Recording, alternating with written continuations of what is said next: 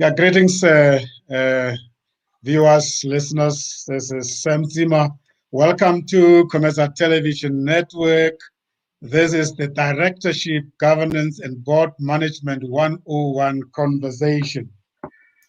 The mind, the journey to destiny. We apply our mind to the journey that takes us to our destiny. We are established under the concept of the idea. We inform and entertain, we develop and educate, we empower and support, we associate and network. Welcome. I am joined by my colleagues, the co-host or the main host, let me rather say so, Ramabaga Avel Chimule. He will tell you who he is, and he is the main person behind the show, joined by his co-host, the guest co-host, I might say, he might become a regular, George Mutenda Zamera, and they are welcoming one of our subject matter experts, and they will tell you who he is. Let me not spoil it for them. George and Avel, brothers, it is over to you.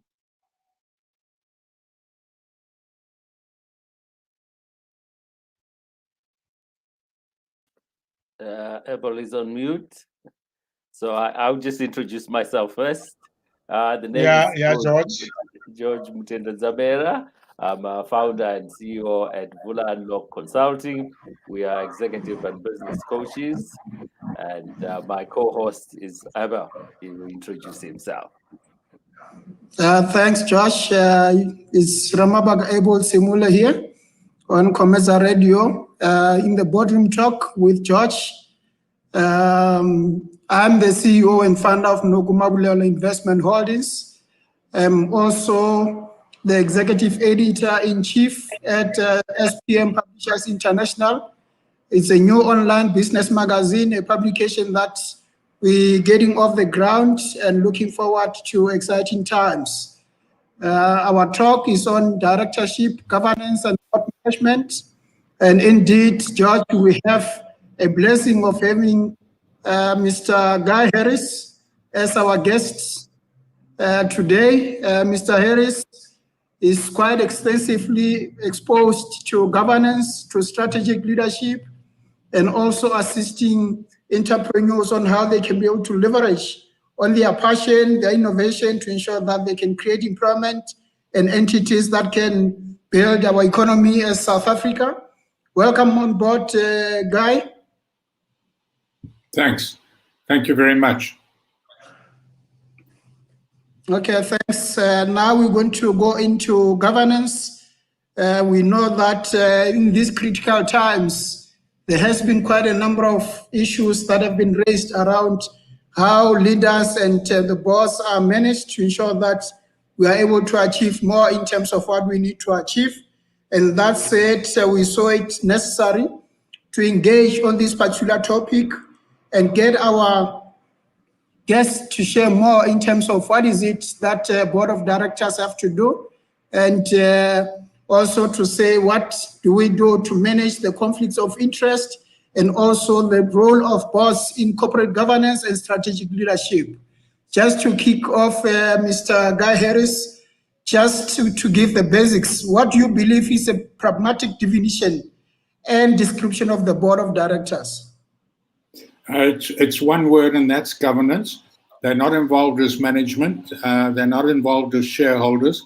They're there purely for governance and oversight, and I'll expand on that in a minute. Just let me go back 1 minute and say I'm really involved in scaling medium enterprises that are going to be creating employment, particularly for NEETs. That's young people who are not in employment, education, or training. Because that's, if we don't get those people employed, so I don't do survivalist micro entrepreneurs that are rotating jobs. I do scaling medium enterprises that are going to be be able to survive and to create the jobs that are so necessary in our country.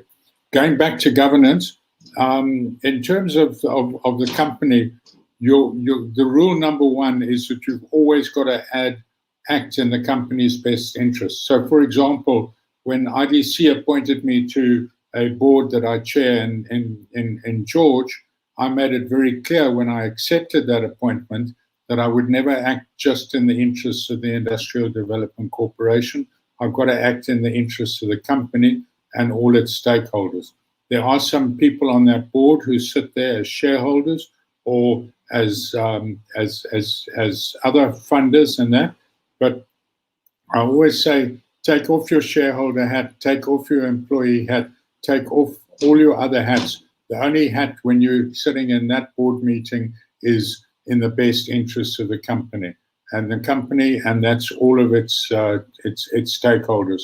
So I think I'm very excited about the move from capitalist management to stakeholder management, and I think as that takes fire, we're going to get a lot better corporate sector, and a lot of the greed that we see in organizations will hopefully disappear, and hopefully we've seen the end of the dominant chair or dominant CEO that manipulates the board and just tells them what he or she wants them to know rather than what they need to know. If I could just, following from what he has said, that you are involved in scaling medium enterprises. The issue around boards of governance, etc., is usually associated with your bigger companies, your listed companies, etc. In the field that you're in, with the small players that you work with, do the same principles apply? Maybe you could help the listeners with that. Exactly the same. The only difference is scale. So if I'm a startup entrepreneur, my first board meeting is actually myself in the bath, and I have it between the different parts of my head.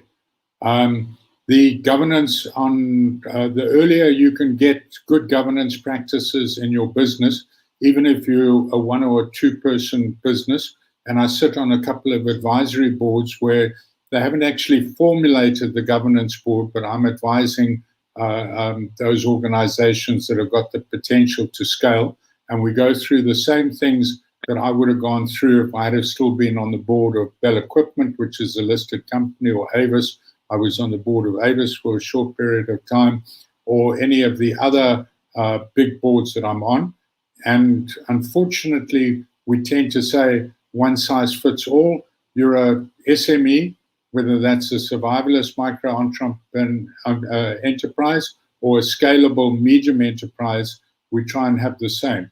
Whether you're a sole proprietor or whether you're a lifestyle business, a family business, all of those different ones need different types of governance structures, but it all comes down to the board acting in the best interests of the company as a whole, not in any secular interest. So when I was accepted some of these boards, I was fortunate to be in a discussion with one of the big legal firms. I'm not going to say who it is, and they did me a really nice little summary document on the role of the shareholder, the role of the manager, and the role of the boards. And now often people are the same. So you can have a sole proprietor, the person who starts a business is the manager, the shareholder, and the board. But you need to try and look at 3 different hats. So I often say to the board members, what hat are you wearing? And if they're not saying they're wearing the board hat, I'd say, take that hat off, go out of the room and come back in with your board hat on, and always do things that are in the best interests of the company and all of its stakeholders, not one particular stakeholder. Thanks. Wow. Just to provide more clarity in terms of, ensuring that boards act in the interest of the company that they are leading. What are some of the critical roles and responsibilities that are common irrespective of the size of the entity? And secondly, the values and principles that should be enshrined and embodied by each of the players within the value chain of corporate governance? Yeah, there's really three particular pillars. The first is honesty and integrity. So if I've got a board member who is dishonest or lacks integrity or is not able to take off his other hat or her other hats when they come into that board meeting, I'm going to have a problem. I'm not going to probably be able to change them. So I've got to find them and I've got to root them out. So anybody on the board who is dishonest needs to be moved off that board. You also need openness, a willingness to share. So I'm not going to try and hold on to some piece of information because I'm going to take advantage of that. So the declaration of interest is particularly important, and you've got to be able to create an environment where the CEO and the chairman can tell all the board members all the news, whether it's good or bad, because the last thing you want is a lot of our culture, and I'm going across ethnic groups. We had a culture of don't say, keep quiet, shut it up, don't keep it under the carpet, don't come out in the open about it. Whether it's to the chief of the village or whether it was to the brigadier in the army, those people don't like to have bad news. Board members have to deal with good and bad news, and I often at the end of a board meeting say, okay, now we've come to the end of the board meeting. What are the 5 questions that you pleased that we didn't ask? Because now we're going to continue the board meeting and ask those questions. Okay. Mm-hmm. The same thing when I'm pitching for capital or I'm pitching for customers. I always, if I'm a judge on that panel, I say, what are the questions you wish that I didn't ask, that you prepared for? Because then I want to know, because on the basis of no surprises. So one of the very important things is I work on the basis of no surprises. If somebody puts up their hand and say, hey, I've made a mistake, I'm not going to clap them, okay? I'm going to say, okay, let's try and work out a solution that's in the best interest of the company that takes that into account. I didn't get the third one. Sorry, Brother Abel. You said there were 3 pillars. I got the honesty and integrity, openness and willingness to share. Was the declaration of interest the third one? Well, no, the first one is integrity and honest. The second one is the openness yes, and willingness to share. And then the third one is active participation. So okay, I'm not looking for people who are there just to collect the director's fees or to do that. You've got to, and being a director is a contact sport. You've got to participate actively.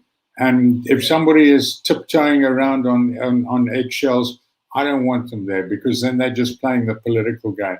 And we've got enough big P politics problems in the country without having a whole lot of little p politics in our governance structures. So those are the 3 pillars. Thank you. Okay, thanks a lot. Now there is transformation taking place in boards, and you'll find that there's a mix, and more women are moving into boardrooms, and also the diversity in terms of culture, in terms of exposure to different aspects of life and business. How critical is emotional intelligence in ensuring that there is cohesion and collective ownership of the responsibility of boards? And secondly, how then do we enhance diversity management in that space? Yeah. Diversity management is critical in terms of background, in terms of qualification. So a board made up, I'm an accountant, a board made up just of bookkeepers is going to make sure that very few bookkeeping errors are made, but they're not going to create a lot of market, okay? Just the same way a board made up of grey-white males like me is not going to be able to deal with a company that is going after Generation Z. I'm really pleased that the boards are becoming more diverse. When I started studying, Wiseman and Kushlu qualified as a CA the year before me. So it was very unusual to have people of color at our university classes. Our university classes were probably about 10% female. These days, my guess is it's about 60% female. And so diversity across. So I say, when you're putting your board together, make sure that you've got a skills and attribute matrix so that you don't have everybody in the same. You know, I'm a big Pirates fan, and we don't want 11 goalkeepers in our team. We want to be able to go and score those goals. So it's that diversity, and I welcome. And quite frankly, anybody who doesn't recognize that the economy in South Africa and the world needs to transform has got their head in the sand. So I've got 4 little granddaughters. I'm trying to make the world a better place and a more viable place for them to grow and develop in. And for that, we've got to deal with our unemployment, hence my focus earlier. We've got to deal with the poverty. You can't have 30% of the people going to bed hungry each night or not sure where their meal is going to come from next year and next month. And then we've got to deal with the inequality. A lot of that is driven by greed, particularly at corporate level. But we've seen that when my turn comes at the trough, people in the non-corporate area are also able to make pigs of themselves. And I make no apology for using that word. I apologize if it offends any of your viewers or listeners, but I think the time for messing around is past. We've got to work together to make this a great country, and we do that by addressing unemployment, poverty, inequality. We address it by dealing with the really poor education that's there for 80% of the people in South Africa. Not my kids. My kids had a fantastic education. And we address it through making sure that we're also teaching people the hard skills. And the third thing, in addition to unemployment, poverty, and inequality, is education, hard skills, and the third one is logistics. We're very far away from major markets, major suppliers. A business of tenderpreneurs, I'm sorry, is not a business, okay? That's just it's not sustainable. You cannot sustain a business just on tenders. You can deliver some cream, but nobody's going to build a factory to make desks for a school if they've only got the contract for 1 year or something like that. We've got to have sustainable businesses, and sustainability is really important. To go back, the emotional quotient is really important. It's not easy juggling all of these balls in the air at the same time, and you've got to have the ability. You've also got the ability to have the ability to know when you don't know. So that's one of the most important things. When do I need to go and ask one of my mentors? When do I need to go and get a legal opinion? When do I need to do those kinds of things? And yeah, so to me, those are really important. I hope I've answered the question. Yeah. Guy, if I could go back on the issue of diversity, the inclusion of women on boards, because that's a very critical issue. Now, on a scale of 1 to 10, and practically from your own experience, where do we stand as South African companies? You can break it into listed companies, unlisted companies, the medium scale business. Where are we on that journey? And where do you think we should be, and how long should we take to get there? Yeah, we should be at least on an 8 or a 9 out of 10. We're probably sitting on a 2 or a 3. The one exception would be family companies, where very often there's a matriarch. But in terms of family companies, often the matriarch governs not from the board level, but governs at the dining room table on a Sunday lunchtime. And you've got to understand that, and you can't fight it. So I worked for Bell Equipment, a family company. We knew that we were a board. I was a independent non-executive director there. I chaired their first audit committee, etc., etc. I knew that at the end of the board meeting, there was a corner office where the three brothers would gather, and then even if they agreed to something, they still had to take it back to Mrs. Bell at the Sunday dining room table. So that's the reality of life. You know, if I'm 80% owned by the PIC or IDC or a big corporate, I've got to deal with that stakeholder. And for all of my stakeholders, I need to remember that there are four key things: the needs, the interests, concerns, and expectations. And if we're not dealing with all of those, so sometimes we just tick the box and we say, well, we've done our stakeholder analysis.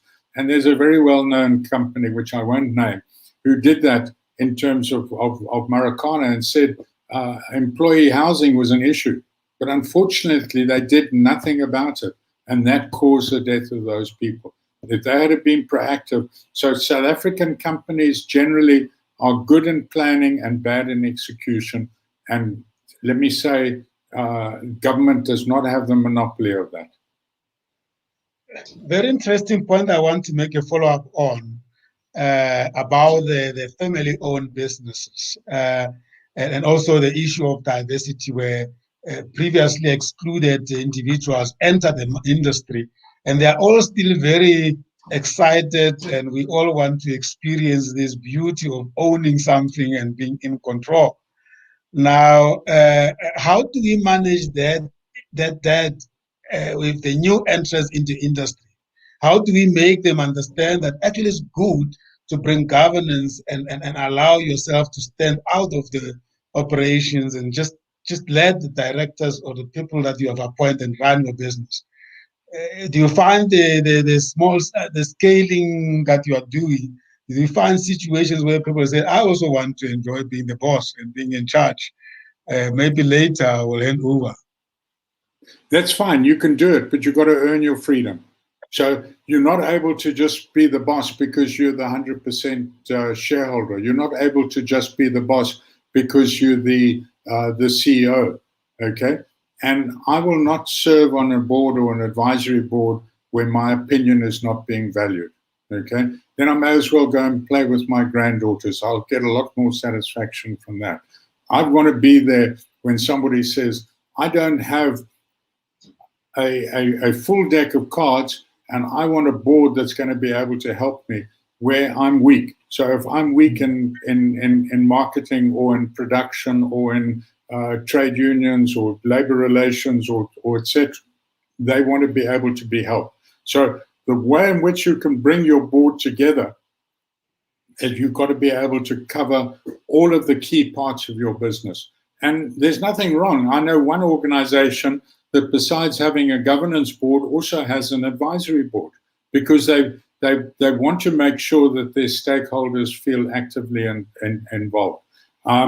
So the one word that I use with most people who are starting a business or send me a pitch or something like that, as I say, focus. Okay, and let me be totally honest. I assume none of you are Catholic priests, but it's confession time. I'm not very good with focus, but I know that. Okay, I'm good with ideas and I'm good with network and I'm not afraid to use it. But I need to focus, and so that's why I try and make sure that in what I do, I'm able to do that. So I've got some people. One of them is my wife, the other one is my daughter, the other one is my son, who make sure that I try and focus. Otherwise, they're not going to have bread on the table. Wow, good point. And for our viewers and listeners who don't know the difference, what is the difference between a governance board and an advisory board? Okay, and an advisory board is somebody that you go to for advice. So you might have people. So, for example, at Bell, when we were doing BE scorecards and things like that, we lost a lot of money with enterprises who didn't understand the civil engineering and bidding and construction. And we said, fine, we don't want to just tick the box. We want to create sustainable businesses. So we said we will only get involved in you, in your business, if you're prepared to bring on somebody who has got hands-on, dirt under the fingernails, real experience in bidding for projects. And we didn't mind whether it was male, female, black, white, young or old, but they tended to be older people. And unfortunately, given the nature of the history, a lot of them looked a little bit like me, because those were the people who used to run the construction industry. But bring one of those people on until you brought up your skill level to be able to do that. So don't be afraid to say, hey, I'm not a jack of all trades. I need to go and get that advice, and put your pride in the pocket, and you can learn. You know, one of the big things about turning 40 is from that day on, I never had to apologize for asking a question. Before I was 40, I had to try and, I nearly used a bad word. I had to try and kid people into that I knew everything about everything. I don't, okay? And life is a long time learning experience. And yeah, thanks. Yeah, and sorry, George, and I will, this is very, very close to my heart. Which of the two boards make a lot of money by being appointed onto them? It's more the governance board, because they're the people who've got their neck on the line. You know, if the advisory board makes a slip up, well, I was just the consultant, I wasn't the person. But the rubber, the buck stops with the governance board. So the governance board shouldn't be developing the strategy, but they should be making sure that the strategy is in place. The governance board shouldn't be keeping the books, but they should make sure, with the help of the external and internal auditors, that there is proper controls and that in place, and that management is hands-on. So the buck stops with the governance board. If the business goes under or goes into business rescue, the first question you don't ask is, where were the auditors? You ask, where was management? Because that is your first line of defense. And then the second question you ask is, where was the board? So I've had the dubious pleasure of sitting in Parliament in the spectator gallery when somebody who was well known was brought in, and he tried to indicate that it should have been the auditors that picked it up. And to me, it's not. It's you, sir, were the CEO or the chairperson or the things. It was happening on your watch. You need to make sure. And that's why I hate being involved in a board where everything is secretive. So you go into a meeting and actually all the key things have been decided already, and you're expected to just sit there and drink tea and eat prawns and caviar. You're there to get your hands dirty, to walk around the factory, to find out what's going on, to keep your eyes open, to talk to customers, to talk to employees. One of the important things is the exit interviews. When an employee leaves, I want to know, why did that person leave? And should we not have retained them? If they're leaving because it's a toxic environment, then I've got to question whether I should still be in that toxic environment at a board level. Good stuff. Thank you so much. Mr. Harris, you touched on the raw nerve of the interrelationship, the board, the executive, and the auditors. And there's always confusion as to who's who in the zoo. What can be done differently to ensure that this interdependence and this value chain is understood properly as to who, runs with things to what particular extent?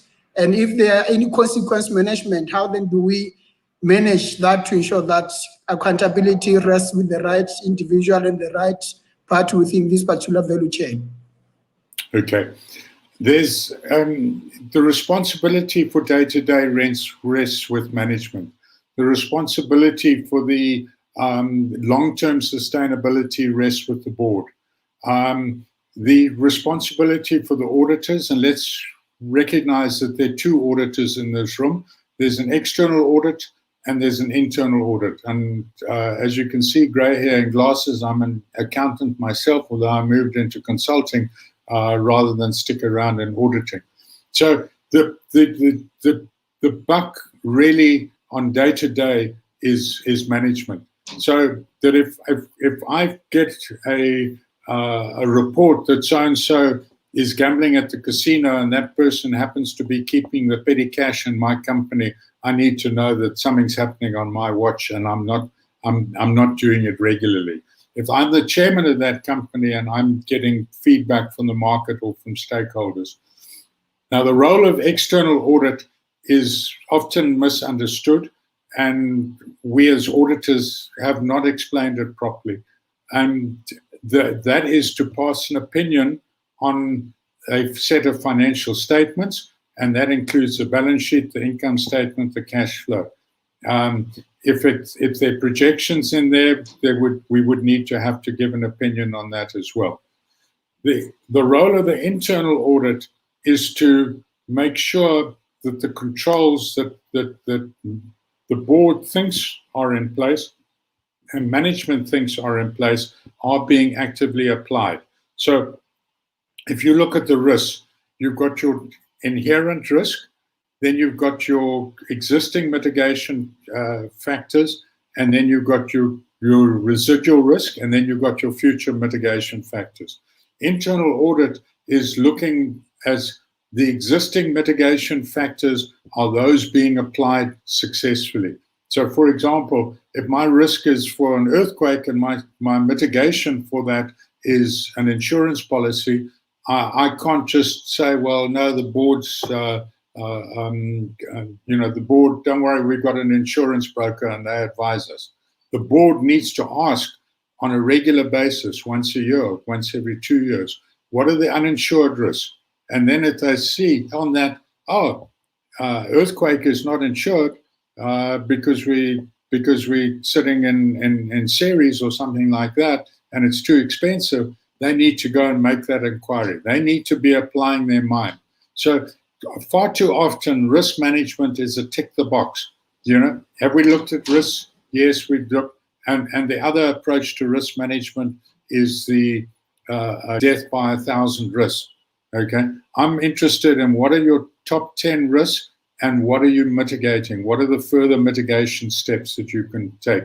The internal audit should be focusing on the existing mitigation steps. So there's a very clear role for the board in terms of oversight, quarter to quarter, because boards shouldn't be meeting more regularly than every 6 weeks to 3 months. And then there's a day-to-day management. And I hope people, there's certain nations that are a lot better at hands-on management.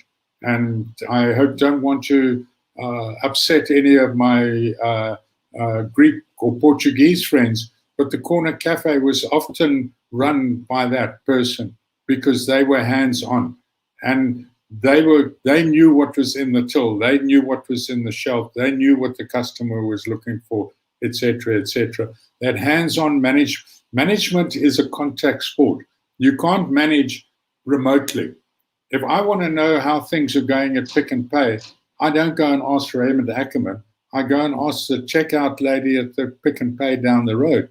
Are your takings up or down? Have you got more people coming in or not? So that online hands-on management, and every organization should have a balanced scorecard and a scoreboard. You can't play a game of soccer, rugby, cricket, tennis, whatever, without a scorecard. You need to know what the score is, and you need to know how do I need to adapt that game to make sure that we're going to be able to win it. And to do that, you need hands-on people. And don't come and blame and say, well, where were the auditors when the CEO was putting through journal entries without any review, because they had a very weak CFO who was told, if you want your job, just pass that journal entry. That's not acceptable.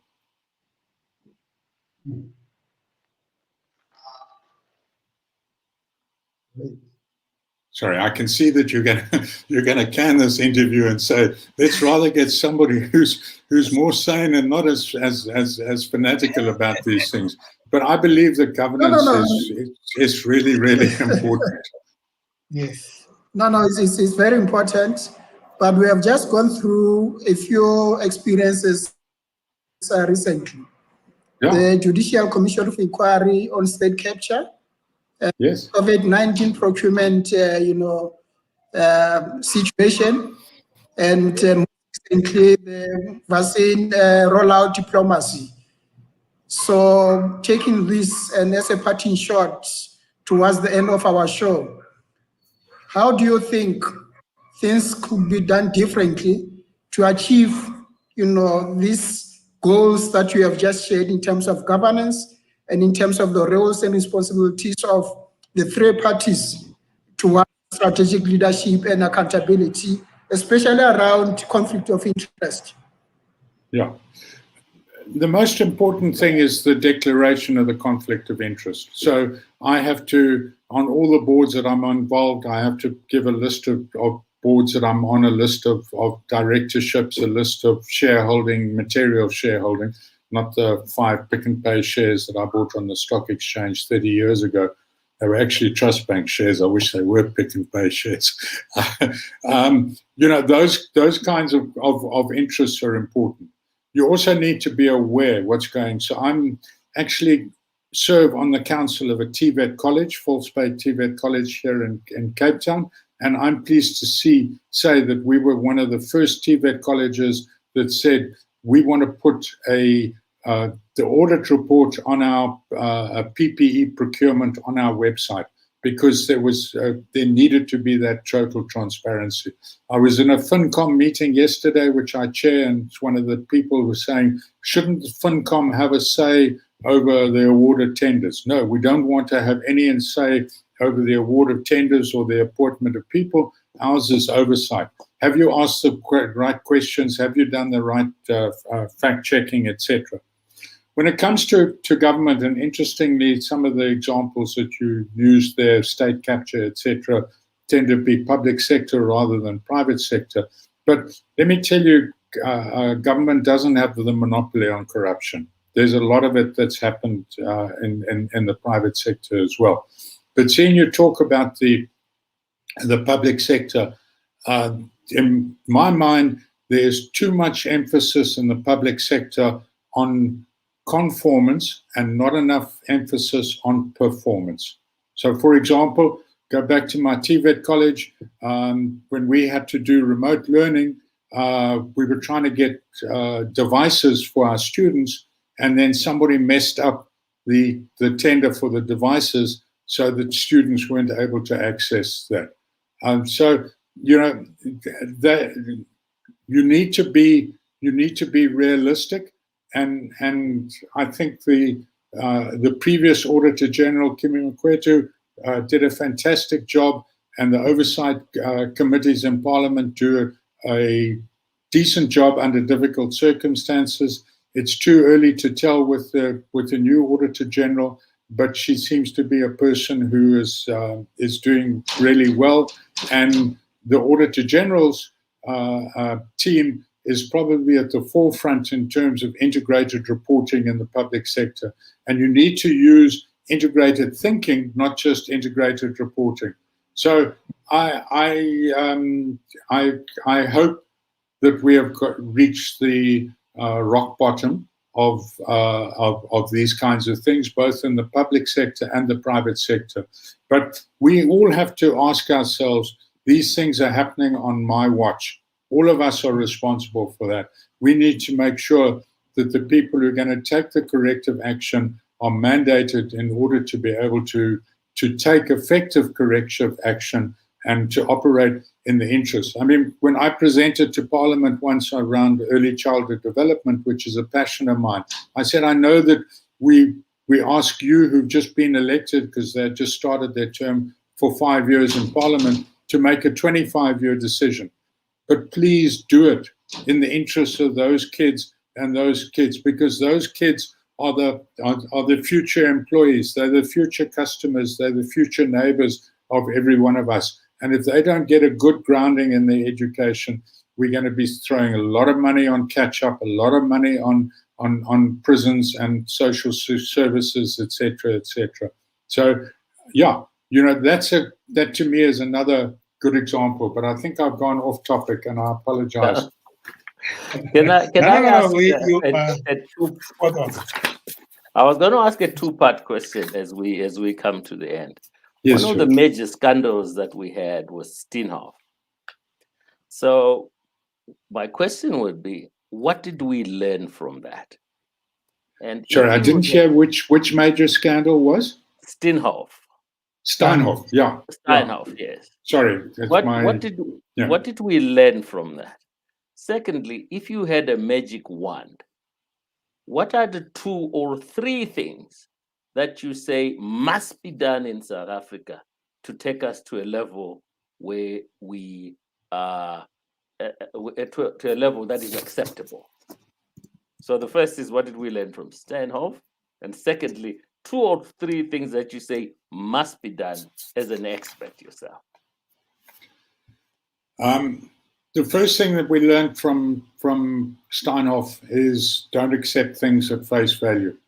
And if you see the warning signs, if the red light's flashing that says you've got a dominant CEO or a dominant chair, and I think in this case it was a dominant CEO who, by the sounds of things, reading all the books and that, seems to have been able to lead a very, very experienced board and audit committee and management team by the nose, and to pull the wool over their eyes. So watch out for those people. Anybody who's a dominant chair who says there's only one way, or dominant CEO who says, I'm going to give you the information that I want you to have. I'm not going to be prepared to give you and I want to change my auditors, and I'm not going to go with a big firm. I'm going to go with a small firm. You've got to question those kinds of decisions. So the lessons that we learned, number one, don't accept a dominant CEO or a dominant chair in that case, or not in that case as well. And the second thing is maintain vigilance. So you've got to be aware. I'm not privy to a lot of the things that happened there, but there should have been enough warning bells going off to say, hey guys, go and look there. I don't know if there were any people who were reporting or who had, I'm trying to find the right word for it, who had a hotline to report suspected fraud, etc., etc. How do we deal with it? It's leadership. So my big concern about all of these scandals, public or private sector, is that the professions are not taking enough of an answer or a role. So unfortunately, some of those are chartered accountants, and they're still members of the Institute of Chartered Accountants. They're still able to do, in some cases, they have been struck off the roll. You can't be a director any longer. I can only think of one where that is the case. The professions need to say, we are losing credibility. If we're not able to out these people and to name and shame, then all we're doing is we are being complicit. We're doing that, and exactly the same thing applies at a leadership in a government level. We need brave leadership. The time for yes men, the time for yeah boss, the time for hey, is over. It's messing with our future, and it's happening on our watch. And we've got the responsibility lies with each and every one of us to take an active role and to try and make sure that governance is applied consistently and effectively, and at the same time that we get performance so that the economies can start growing at 6, 7, 8%, and that we don't celebrate 80% matric pass rates when actually only 4% of the kids who start in grade 1 get more than 50% in maths 12 years later. Our matric pass rate is, if you believe that, it's like believing the narrow unemployment rate. It's the expanded unemployment rate that's important. And until we face up to the reality of what the scoreboard is telling us. So I don't want to name any names, but when we lost 2-1 in a quarterfinals in the Africa Cup some years ago, I said, don't worry, we'll just make them the Minister of Education, the Minister of Sport, and then a 30% is a pass, and we lost 2-1, but we can still pass. Life doesn't work like that, okay? We're up against global benchmarks. We need to make sure, and South Africa, from a governance perspective, unfortunately, has crashed badly in terms of governance and governance credibility. And it's up to each one of us on each of the boards that we sit in, each of the councils that we sit on, to make sure that we win that back. And it's got to start at the bottom, and we've got to do it step by step. Thanks. Wow. Yeah, thanks a lot, Mr. Harris. You have shared quite a mouthful with us, and we are about to close the show, but we're going to continue with the discussion in the second segment of this particular subject in a short while. We appreciate your efforts and your attendance to the show, and also to my co-host, Mr. George Mutetan Same, and Mr. Sam Sima. Apologies, I'm still trying to master the names. I'm Ramabag Abel Simula on COMETSA Radio. Boardroom Talk, first episode is over. Then we will be able to join us later after taking a break. Thanks a lot, Mr. And Carolyn is very worthwhile listening to. And you didn't ask me the questions about IT and systems. She is a font of knowledge. She's my go-to person in that. So good person. Yeah, that's why I put it into her space so that we can be able to have competing, discussions that are complementary. Thanks a lot, Mr. Harris. Thanks. Thank you. Thank you so much. Oh, I think Mr. Harris has to come back. You raised some pertinent issues there that even I'm sure the scholars of governance and that's the whole idea, that we want to start a discussion, we want to start a debate. And I really like the point where you say that the days of yes are gone, because so many things went wrong under our watch. And if we continue this way, we'll have no organizations, no business, no country to keep for our generations after us. Thank you so much, and the work you are doing in scaling of medium enterprises. Those are the future corporates, the giants that we want to build. Yeah. Thank you very much, that's Mr. a pleasure. Chimule. George Mutendatamera, you're always willing to come and engage with our industry guests. We appreciate that. It's been wonderful. That was Directorship, Governance, and Board Management 101 conversation.